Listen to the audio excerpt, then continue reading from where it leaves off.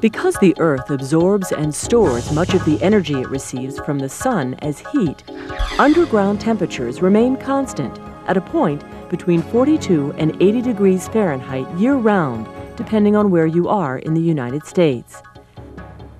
A geo-exchange system can use this energy source to economically heat and cool almost any kind of building, heat water, provide refrigeration, and perform many other kinds of applications.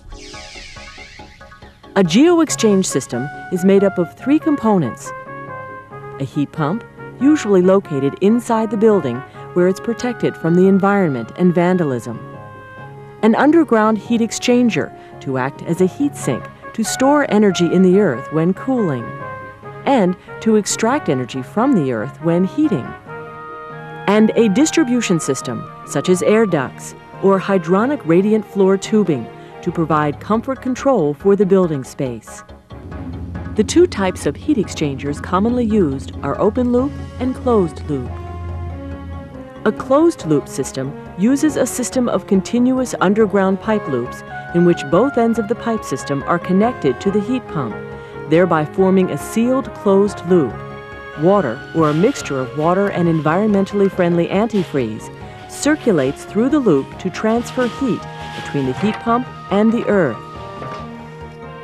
In some installations, the pipes of a closed-loop system can be placed in a horizontal trench dug below the frost line. The number of pipes in each trench and the number of trenches needed will vary depending on the size of the geo-exchange system being installed and the type of soil found in the area. To minimize trenching, slinky coils, spring-like coils of polyethylene pipe, can often be used to increase the pipe surface area and thus the heat exchange per foot of trench. Another way to increase the heat exchange rate of a closed-loop system is to take advantage of the naturally higher heat transfer capability of water over soil or rock. If a stream, river, or pond of sufficient size is available, coils of heat exchanger pipe can be installed on or near the bottom to form a pond loop system.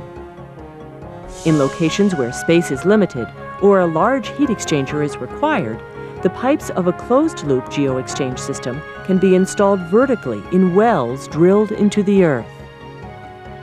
As with the horizontal and pond loop systems, the number of loops and the depth of the wells needed in a vertical closed-loop system are determined by the size of the building, system demands, the ground temperature, and other variables.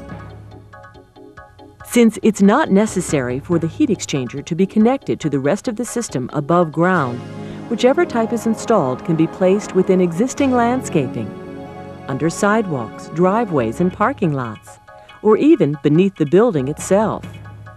In an open-loop system, on the other hand, groundwater from an aquifer is pumped through one well and passes through the heat pump where heat is added to or extracted from it.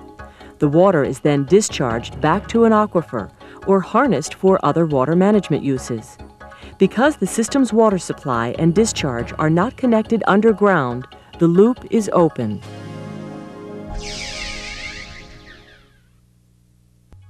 To learn more about geo-exchange technology, contact the Geothermal Heat Pump Consortium at 1-888-ALL4GEO. That's 1-888-255-4436, or log on to our website at www.geoexchange.org.